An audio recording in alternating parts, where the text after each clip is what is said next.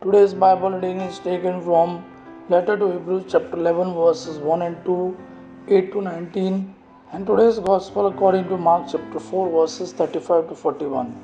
Hebrews chapter 11 verses 1 and 19. Now faith is the substance of things hoped for, the evidence of things not apparent. For this reason the ancients were given testimony. By faith the one called Abraham obeyed, going out the place that he was to receive as an inheritance, and he went out not knowing where he was going. By faith he stayed in the land of the promise, as if in a foreign land, dwelling in cottages with Isaac and Jacob, co-heirs of the same promise. For he was awaiting a city having firm foundations, whose designer and builder is God. By faith also Sarah herself, being barren, received the ability to conceive offspring, even though she was past that age in life. For she believed him to be faithful who had promised. Because of this there were also born from one who himself was as if dead, a multitude like the stars of heaven, who are like the sand of the seashore, innumerable.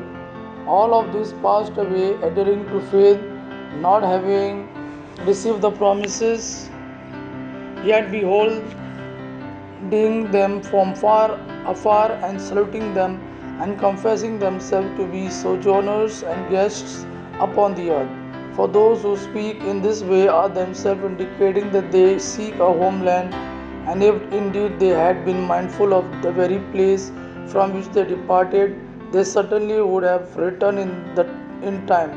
But now they hunger for a better place, that is heaven. For this reason is God is not ashamed to be called their God, for he has prepared a city for them. By faith Abraham, when he was tested, offered Isaac, so that he who has received the promise was offering up his only son.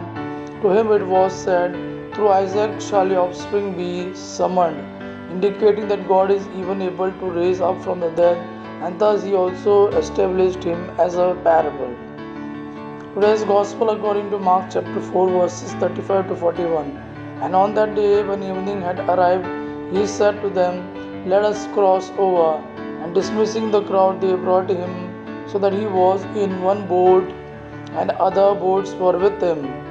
And a great windstorm occurred, and the waves broke over the boat, so that the boat was being filled.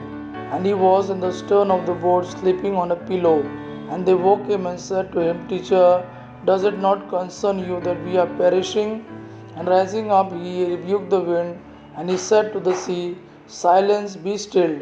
And the wind ceased, and a great tranquility occurred. And he said to them, Why are you afraid? Do you still lack faith? And they were struck with great fear.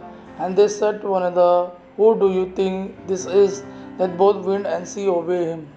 Gospel of our Lord Jesus Christ. Praise the Lord Jesus Christ. May God our Father and His Son Jesus fill you with His mercy, peace, and love. Amen.